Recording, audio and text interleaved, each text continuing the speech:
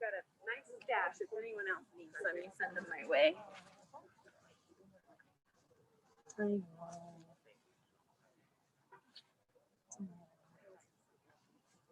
It's like the name of the game. Exactly. You can't avoid it. Yeah. You're like so much more happy. Yeah, absolutely. This is like the thing. It's just pop up, you know. Right.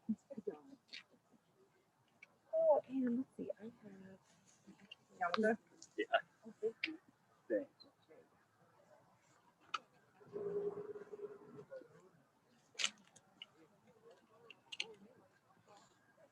Family info in there. Absolutely. That's so nice. I was not expecting to see you. It's a pleasant surprise.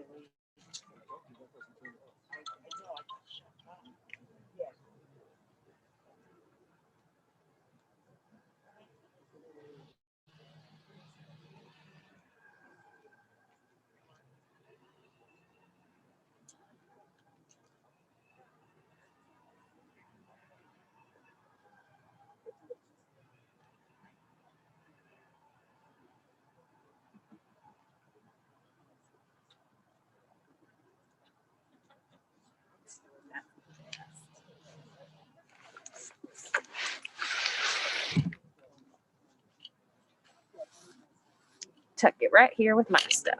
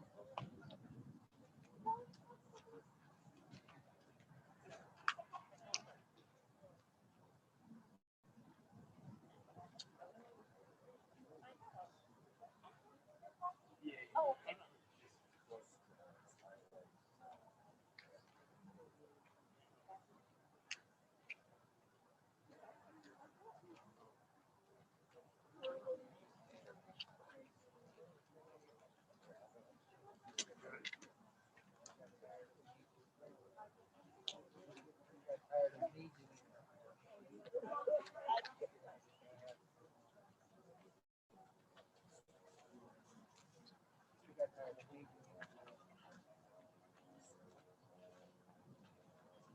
just say The price was right. dry. And then I had to go over everything in my life. I don't care. I think she's cool. My blood pressure anyway, so. But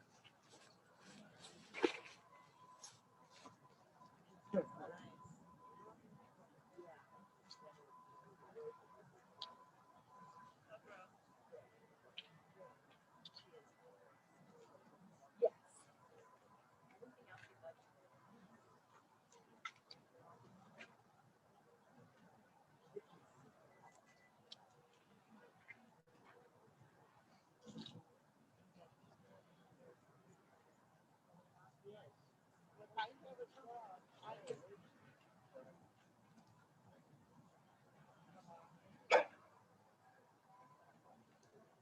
my hair was down to here.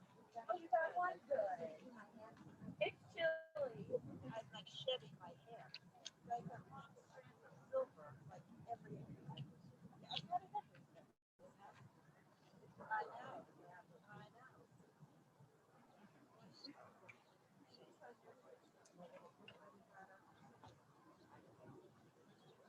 I wore my warmest coat. I'm used to wearing my fur coat. I thought, oh, look at this.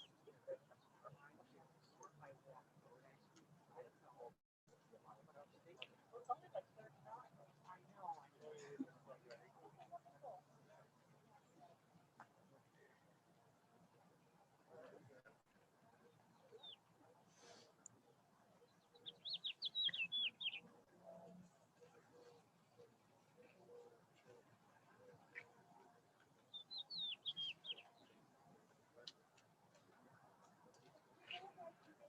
Over this way, we're about to get started. Make yourself comfortable.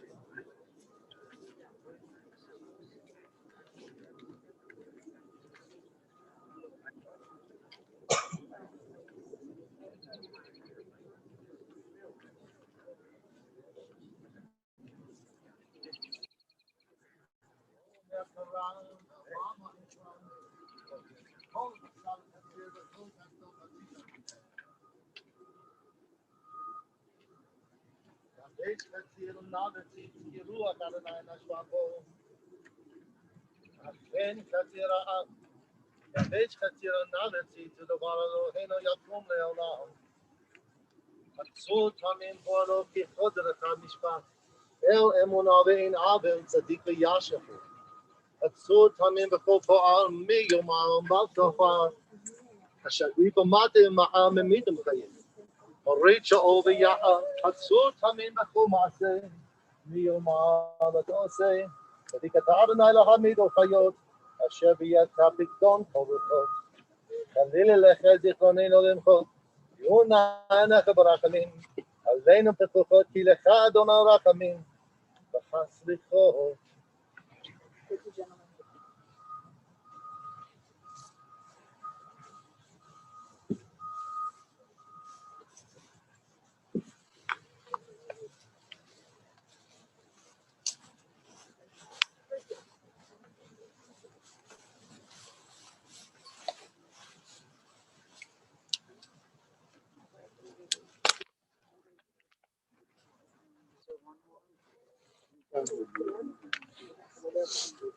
If you can, just find a seat.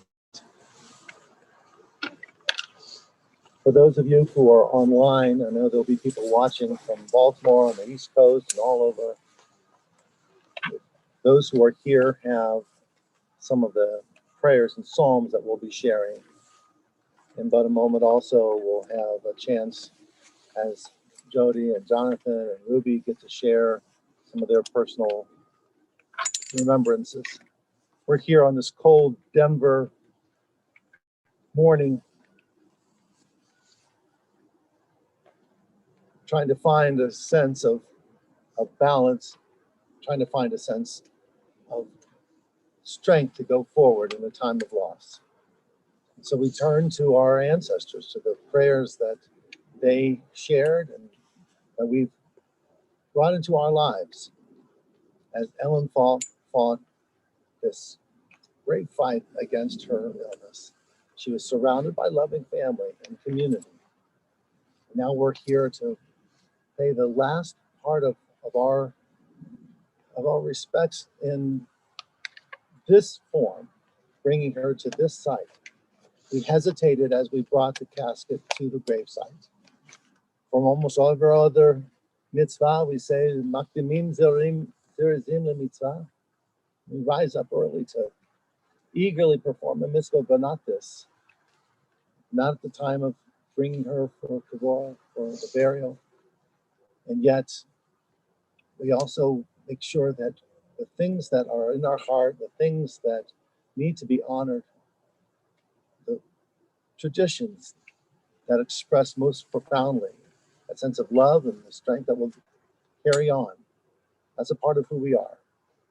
The first passage that we have here is a little meditation that we have from our Yizkor service. It says, we will remember. So let us read that responsibly. In the rising of the sun and in its going down, we will remember her. The blowing of the wind and the chill of winter, we will remember her. In the opening of buds and in the rebirth of spring, we will remember her.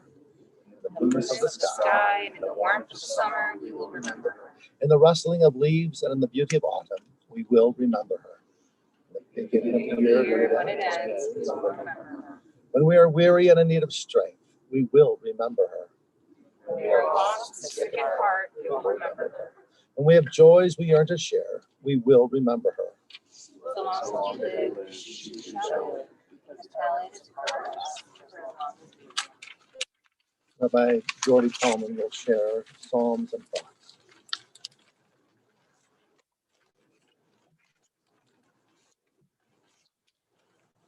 Death is better than a life of pain, and eternal rest is better than constant sickness.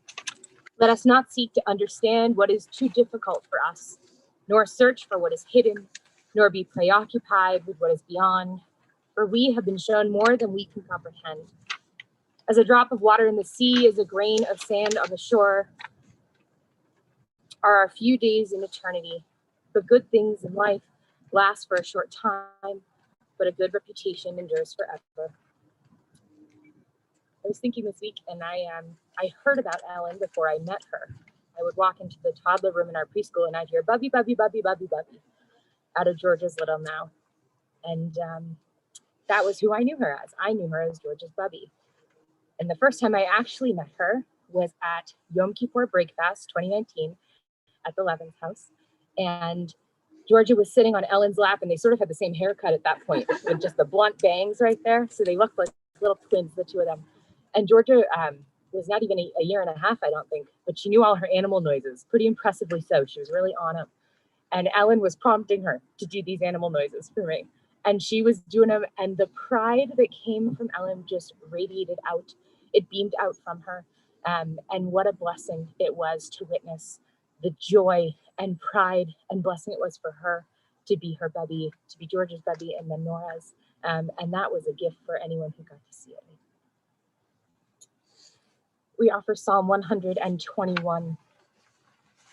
Shir Lamalo, Esai Harim, Me'ayin Yavo Ezri Me'im Adonai, Oseh Shamayim La'aretz, Ha'iten Lamod Raglecha, Al Yanhum Shomrecha, Hine Lo Yanhum V'lo Yishan, Shomer Yisrael, Adonai Shomrecha, Adonai Tzilcha, Aliyah Yeminecha, Yomam Hashemesh Lo Yakeka, V'yareach B'layla, Adonai Yishmorcha Mikol Ra, Yishmor et Nafshecha,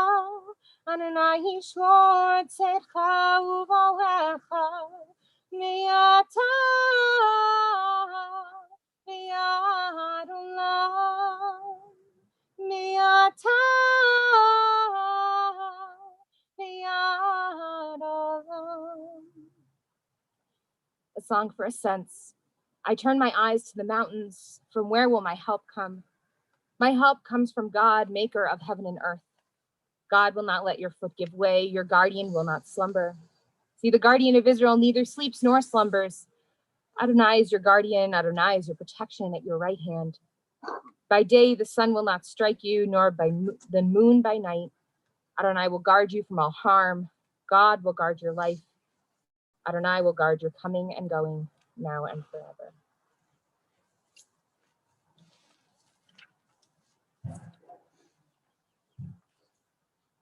The top of the very next page, page 2, you find the 23rd Psalm.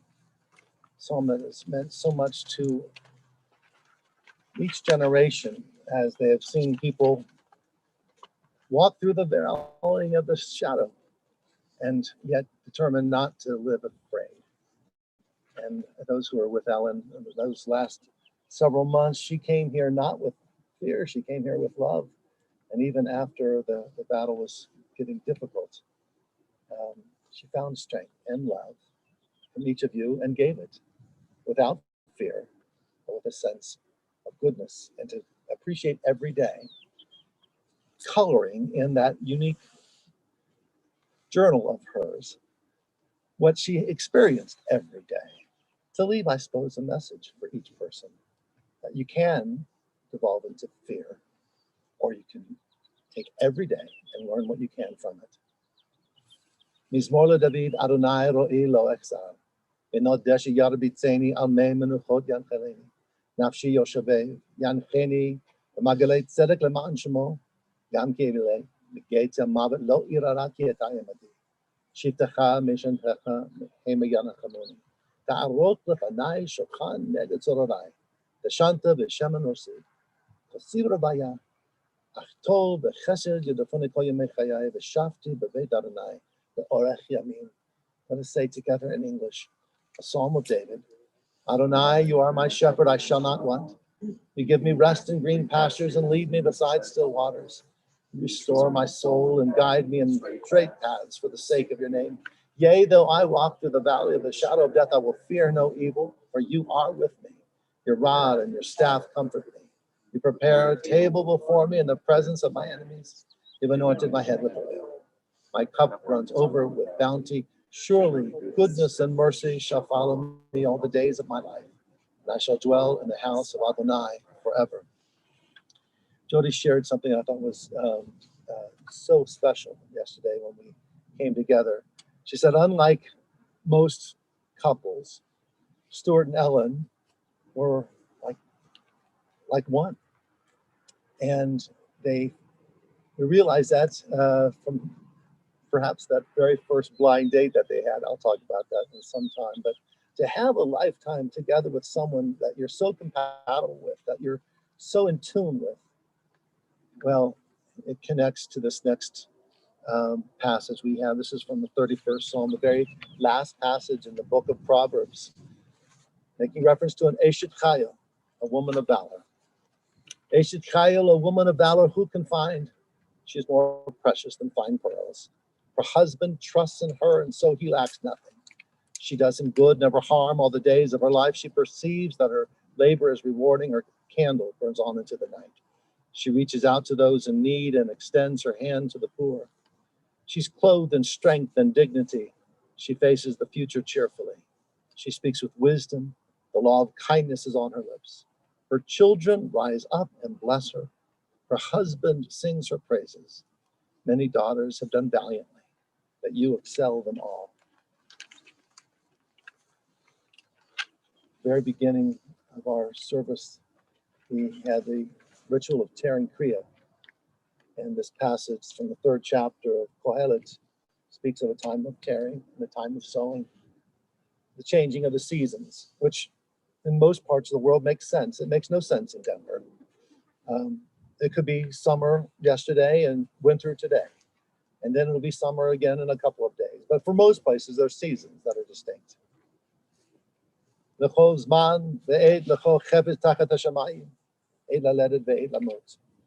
A season is set for everything, a time for every experience under heaven, a time for being born, a time for dying, a time for planting and a time for uprooting the planted, a time for slaying and a time for healing, a time for tearing down and a time for building up, a time for weeping and a time for laughing, a time for grieving and a time for dancing, a time for throwing stones and a time for gathering stones, a time for embracing, a time for refraining from embraces, a time for seeking, a time for losing, a time for keeping, a time for letting go, a time for tearing, as in the Kriya we tore at the beginning, a time for sowing, the acts of kindness and emotional and spiritual healing with each loving gesture, a time for silence because we can find no words worthy, a time for speaking because we do not say goodbye to a good neshama, a good soul, without singing her praises.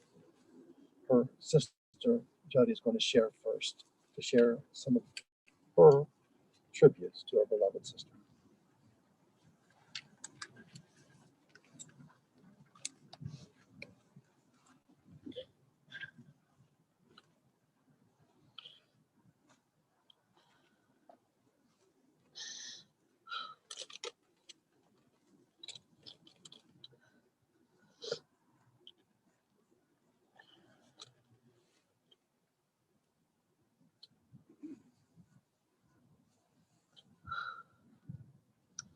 Ellen's cancer diagnosis rocked our world 2.5 years ago.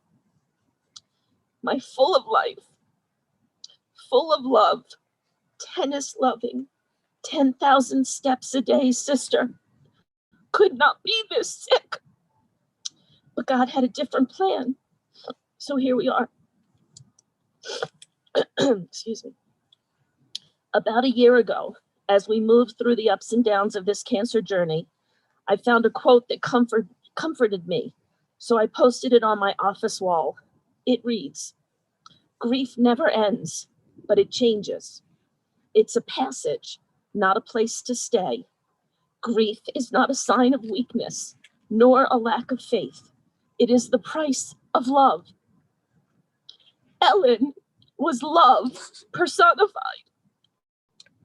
If you were in her world, she made sure you were taken care of, and she nurtured each of those she loved in a way that met the person where they were and elevated them. I know this because she did that exactly for me my entire life. Ellen was the third of the four sisters, and I was the baby. We shared a bedroom, we played tent and played shopping when we were young. We even peed together on the toilet. In many ways, although Ellen was not the oldest, she was the pioneer who accomplished many firsts. She was the first to have a boyfriend when she was in 4th grade. She was the first to buy a car, a bright blue Toyota. She was first to get married. As I grew older, Ellen's unique expressions of love became even more remarkable. The extent to which she would go to make me feel loved and supported was unmatched. By way of example, she taught me to shave my legs. She sent me an audio recording of our family's Passover Seder when I lived overseas, so I would not feel like I missed the event. She helped me study for the bar every day while she was 9 months pregnant. She orchestrated a surprise 30th birthday party in my own house while I was at home. I could tell you the details later. She lent me her wedding dress to wear at my wedding. And when, on the day of the wedding, the crinoline was missing, she searched high and low in a frenzy to find a replacement. Ellen's marriage to Stuart only elevated the love I received.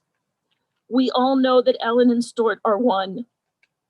I often tell the story that when we were in a meeting with an oncologist following Ellen's diagnosis, the oncologist asked Ellen, "How is your pain?" Ellen turned to Stuart immediately and said, "How is our pain?" That's the relationship Ellen and Stuart shared. Ellen loved children. The arrival of her son Jonathan was the greatest joy for her, only trumped by the arrival of her two beautiful granddaughters, Georgia and Nora. Ellen nurtured all of her nieces and nephews, showing them the same remarkable love and support that only Ellen could provide. Ellen never missed a birthday.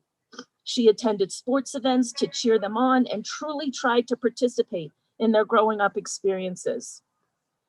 Through all of her pain these last 2 years, Ellen took every opportunity to be with her grandchildren, even moving 2,000 miles to ensure she was a part of their lives.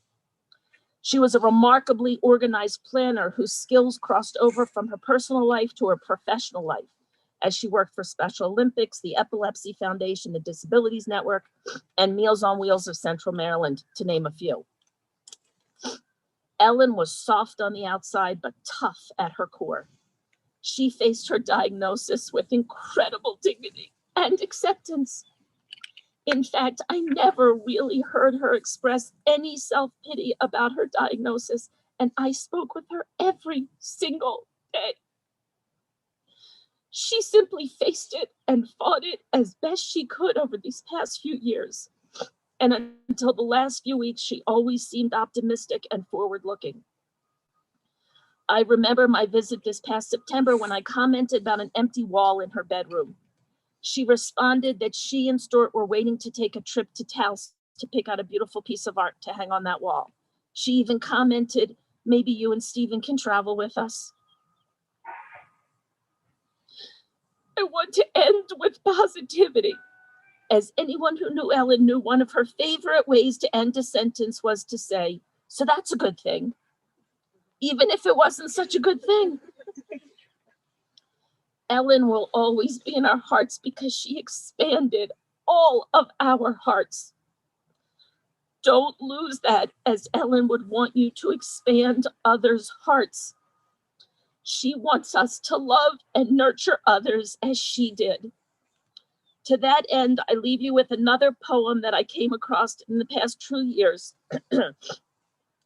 as it clearly matches Ellen's intention for her legacy. The poem is called The Legacy and reads as follows. When I die, give what is left to me to children, If you need to cry, cry for your brothers walking beside you. Put your arms around anyone and give them what you need to give to me. I want to leave you with something better than words or sounds. Look for me in people I have known and loved. And if you cannot live without me, then let me live on in your eyes, your mind, and your acts of kindness. You can love me most by letting hands touch hands and letting go of children that need to be free. Love does not die. People do. So when all that is left of me is love, give me away.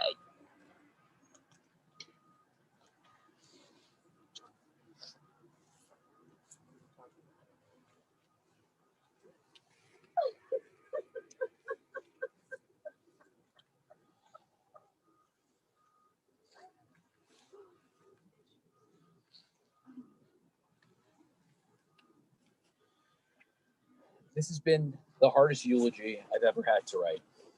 I can't believe that today we are having to bury my mom. I'm in shock by the hundreds of people who have reached out to share a memory or a story about my mom in the last 12 hours. She was a kind, caring, and helped so many folks through her 40 years in the nonprofit world. Her presence will be so very missed. I have to tell you, her biggest dream in life was to be a bubby. In that short time, she was an incredible bubby to Georgia and Nora. My mom and dad started to look at places in Denver hours after Georgia's baby naming. For both my mom and dad, the dream was to be a bubby and Zadie. Cancer cut that so very short. My mom had two great loves in her life: her family and friends, and supporting folks who needed help. As many of you know, I'm an only child and would often join my parents and their friends at dinner. Many of my parents' friends feel like family. My mom's friends continue to call her till the end. She went from nonstop talking to becoming an avid listener. She had a deep love of people and loved to play tennis and mahjong. Cancer stopped my mom from playing tennis, but she was able to play mahjong online till close to the end. Joanne and Wendy, my mom will miss passing tiles with you. Her sisters continued to call her every day and check in on her. Aunt Eileen and Aunt Jody flew out to be with her at the end and to help my father take care of her as she left this world. This is no surprise, as every night growing up, Bubby and Papa, my grandparents, would call and see how everyone's day was and what we had for dinner. It was the nightly routine around 6:30 or 7 p.m., like clockwork. This became a tradition for my mom and her sisters to continue. My mom was a career nonprofit professional, working over 40 years helping those in need. She started her career at Special Olympics and went on to work at the Epilepsy Foundation and the Arthritis Foundation. She taught me that people should never be defined by their disability. She also worked at the JCC of Baltimore, where her most famous story was meeting Wolf Blitzer and forgetting to get him to sign copies of his new book. So there, I guess I can say it now. There's a group of Jews out there who have my mom's version of Wolf's signature. And for those of you who know my mother's handwriting, it was likely better than his. I learned about volunteering at an early age. I used to love to go with my mom to work. There was always a fun project. Her last stop was Meals on Wheels as the director of volunteer services. Folks loved my mom. She was just like her mom, a great conversationalist, and had a deep care for names and details, engaging with others. She wanted to know everyone's story, and she could surely tell you their story months or years later. All of my friends knew my mom, and she knew all of their names and their stories. She recognized people out of context and could remember everything about them, including who they used to date. She learned this from the best when it came to Jewish geography. Her mother, Bubby Adele. Both of them taught this to me. Many of my friends' parents became my parents' friends. My parents loved their friends. They truly cherished their nights of going out to dinner and coming back to play games and dessert. I'd never seen my parents fight until I was about 7 or 8. I was also concerned that I saw them disagree.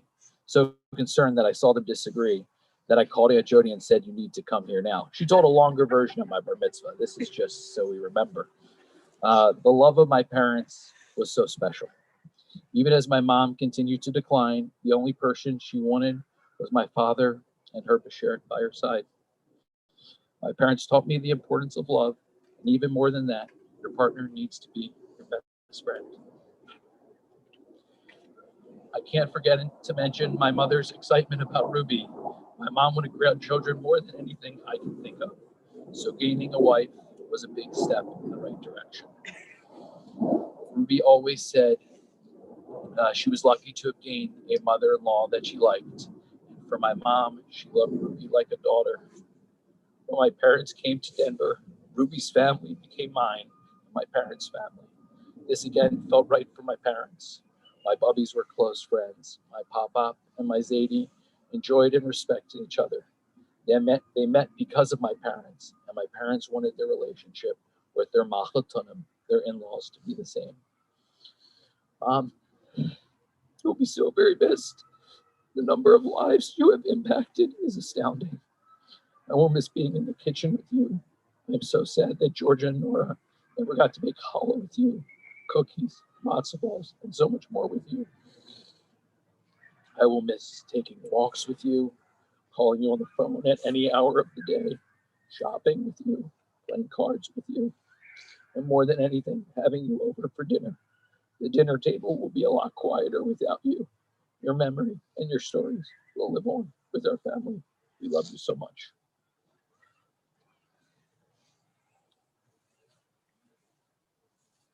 Ruby.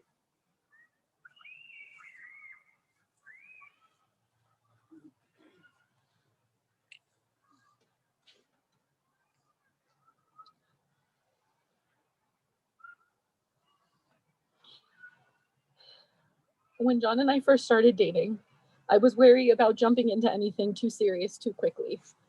I didn't think we needed to define our relationship or throw on a label. And despite my best efforts to keep things casual, Ellen didn't care.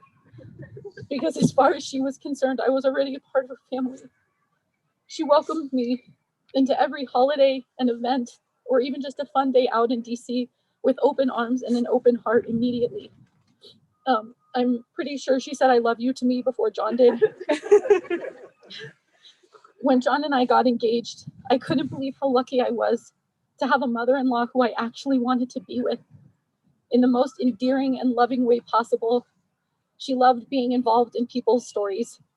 She wanted to know everything about everyone, and she remembered everything about everyone. I know that Jonathan was the absolute light of her life. She saw him as her greatest blessing. And don't get me wrong, I consider him mine too. But I don't know if she realized that he is such a blessing and wonderful person because of her. Ellen and Stuart created such a loving home and community for themselves. It's impossible not to feel an overwhelming sense of love and joy just by being around them. Everyone here today, whether you're in person or on Zoom, has a story about Ellen and how loved she made them feel. I know Ellen's greatest dream in life was to become a bubby, and even though her time with the title was way too short, she was the greatest bubby in the whole world. And I will spend the rest of my life ensuring that Georgia and Nora know exactly who their bubby is. And they'll be just as grateful as I am to have known her and to have been loved by her. Ellen, I'm angry, and I'm so deeply sad that our time with you is over. We are not ready to say goodbye. But I hope that you know you have left behind such a wonderful legacy, and we will think about you and love you and miss you every single day.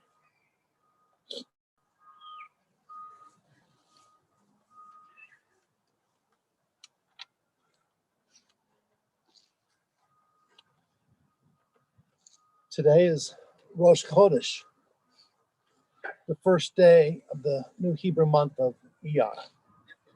Rosh Chodesh is traditionally a day in which we honor women and celebrate their leadership, wisdom, and strength. Yes, there's some fitting synchronicity to our gathering to remember and pay tribute to Ellen Mayer Falk on a day in which Jews everywhere in the world celebrate strong and extraordinary women. But I'd also like to point out that the day before Rosh Chodesh is the darkest of nights. It's a night without moonlight. It's a night on which we sense the loss of the bright beacon that brightens and chases away the darkness. And then the very next night, tonight, you'll see the shy sliver of a moon's crescent. Though slight and delicate, it is such a delightful surprise. It is as if after the darkness, the irrepressible light of our loved ones shine anew, reminding us that their spirit and their love will forever be with us. Such is the light that Ellen will continue to shine on her family, her countless friends, and on every person who has had the privilege of knowing her. Ellen was one of four remarkable sisters, Francine, Eileen, and Jody, all the daughters of Kurt, who was a Holocaust survivor, and his beloved Adele. As Jody shared earlier, their mother was almost saintly in her goodness, and all agree that Ellen was just like her. While sibling rivalries can challenge every family, it was Ellen who got along with everyone. It was Ellen who knew how to manage the different personalities. And it was Ellen who cared enough and was sensitive enough to meet each person wherever they were. It was she who arranged the daily phone calls and kept everyone in touch. And it was Ellen who knew what each person needed. Ellen was the ultimate people person. At her core was both a common sense and a natural sense of leadership that knew when to take charge of a difficult situation. That meant that when one of her precious sisters needed something, it was Ellen who stepped up. Eileen shared the very touching story of how she was struggling financially during her final year of grad school in Pittsburgh. And it was Ellen and Stuart who made sure that extra funds came her way so she can get some food besides tomato soup. And when Eileen's car broke down on a visit back home in Baltimore, it was Ellen who, without pause, said, "Use my car to get back to school and finish up." Her generosity came from her heart, and Eileen remembers how Ellen responded so compassionately with support and love when she lost her beloved husband, Ronald, 22 years ago. The greatest blessing for a person with such a loving heart is to find someone else with the same kind of depth of feeling. Stuart Falk had just graduated as a chiropractor and was in Baltimore attending a Shabbat service. Well, the Rebbitzin asked him a few questions, and then she spoke to Beatty Shapiro, who kept a list of eligible single people. And Beatty called Adele Mayer, who just so happened to have 4 daughters. Who needs J swipe and J date when you have a synagogue? Anyway, Stuart and Ellen soon went out on a blind date. It was a classy first meeting, dinner at Magic Pan, fancy crepes, and a wonderful conversation. And he was immediately smitten. Just so happened that next week, Ellen had her wisdom teeth pulled. Oi, ever the hero, Stuart sent over flowers, and Ellen knew that she had found a winner. Now, just a side note, when Jody, the youngest sister, had her wisdom teeth pulled, she wondered, where are her flowers? So Stuart sent her a big head of cauliflower. Ellen and Stuart started dating in March 1983, and they were married in November 19th, 1983. No, they started dating 1982 and married in 1983. Sorry. Their love was blessed 5 years later when Jonathan was born. And as we heard from Jonathan and Ruby, the absolute joy of Ellen's life was her precious granddaughters, Georgia and Nora. Even during her most difficult days, she would light up for Georgia and Nora. They are young now, but for the rest of their lives, they will know that their Bubby loved them and gave her strength and hope. The night she passed was the darkest of nights. But now, as we reflect on Ellen's life and love, let us notice that in the sky tonight is that sliver of a new moon, a light that shines with a promise of renewal. As Ellen, an Eshet Chayil, a woman of valor, cared so passionately for others, for her family, and for all who needed help in the community, whether it was Special Olympics or Meals on Wheels or a number of other groups that were devoted to helping the less fortunate, hers is a light that shines through the darkness. Hers is a light that brightened the lives of all who knew her. Hers is a light that will continue to be cherished by her family and friends. So many people here, as well, of course, online, have stories that will are also a precious part of Ellen's life. And by sharing them, you'll bring some comfort as well to the family, to the mourners. And tonight, as well as tomorrow, Tuesday, and Wednesday and Thursday, each night at 6 o'clock, we'll have a service.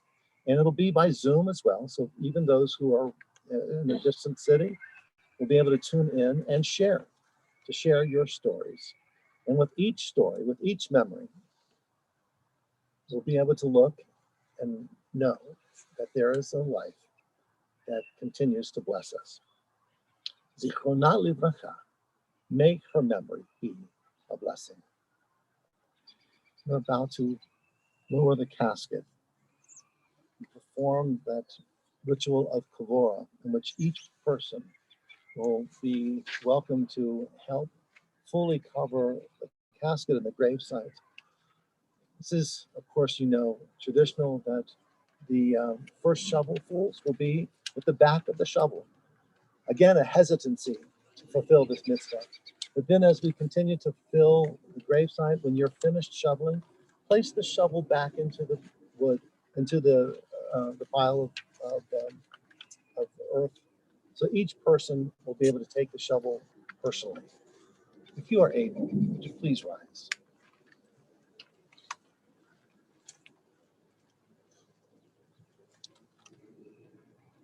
Adonai Natan, Adonai Lakaki, Hisham Adonai Mevorach.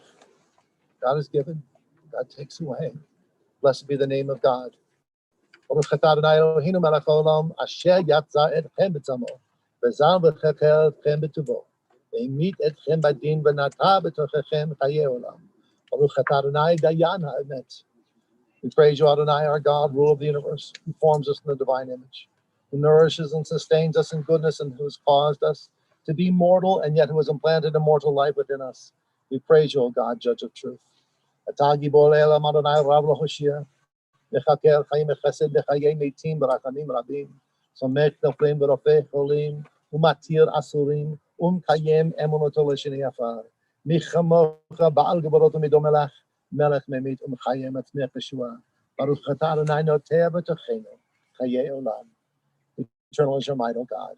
All life is your gift. Great is your power to save. With love, you sustain the living, and with great compassion, give life to all. You send help to the fallen and healing to the sick. You bring freedom to the captive, and you keep faith with those who now sleep in the dust. We praise you, O God, who has implanted eternal life within us. The first earth that we'll place is from Jerusalem, from Mount Olives, the sacred mountain that overlooks the Temple Mount, the most sacred place to be buried. Not every one of us can be, but Feldman's make sure that we bring a little bit of that mountain here.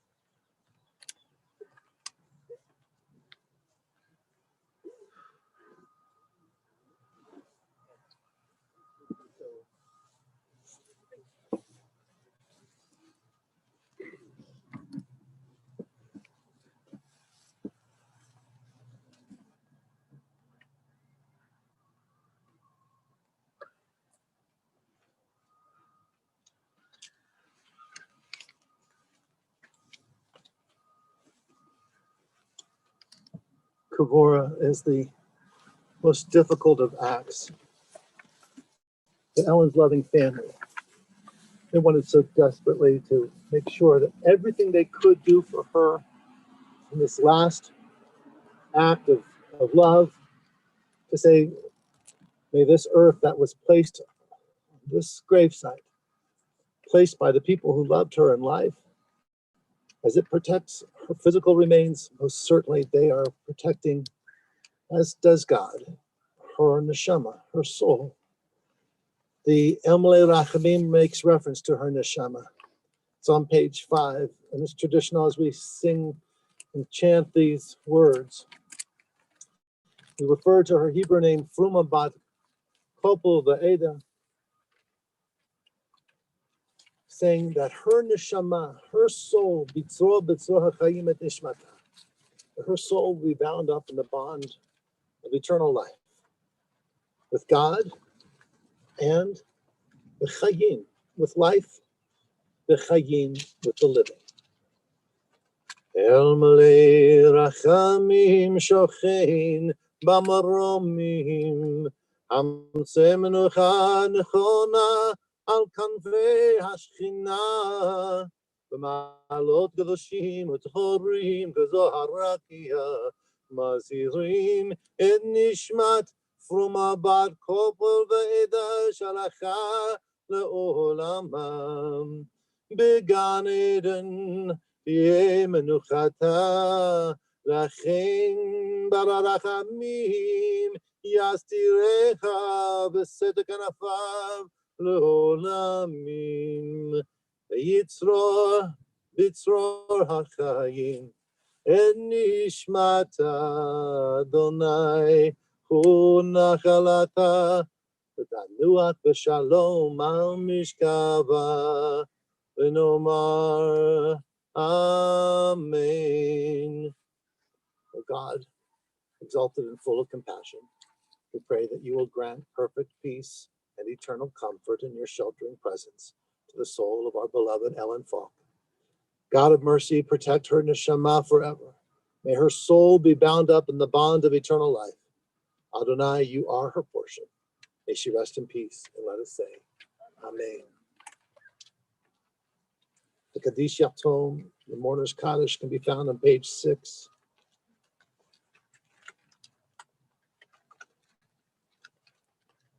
Yitgadal, v'yitkadash shemei Rabbah, ve'alma devarach cherote, ve'yamlich malchote, ve'chaye chon, v'yom echon, ve'chaye dechol beit Yisrael, ba'agala v'zman kariv, ve'imru, amen. Yeh shemei Rabbah mevarach leolam, ul almei almaya. Yitbarak v'yishtabach, v'yitba'ah, v'yitroma, v'yitnaseh.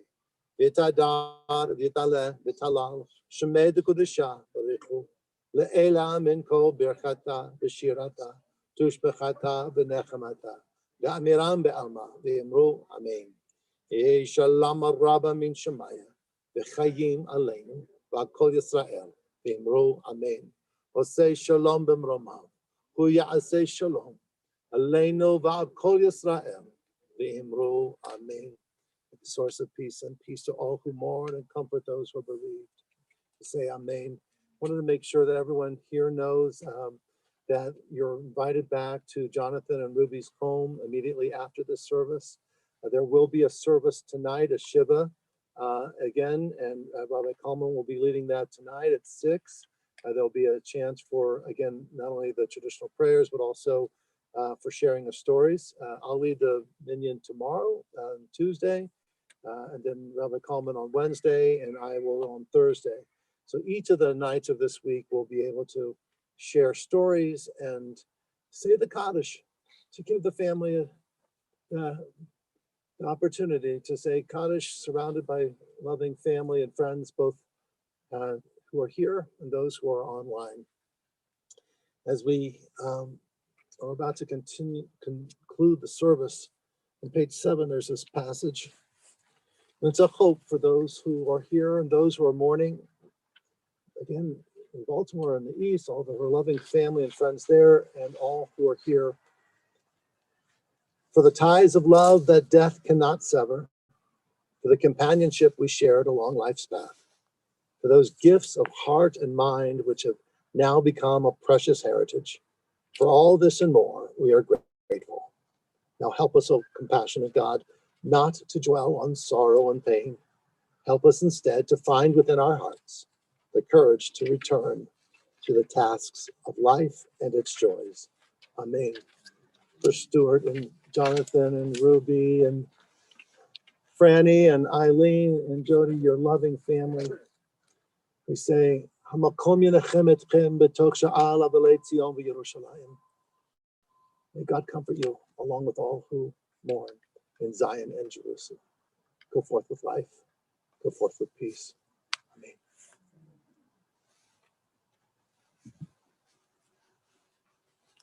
Thank you, everyone. That concludes our service. Well,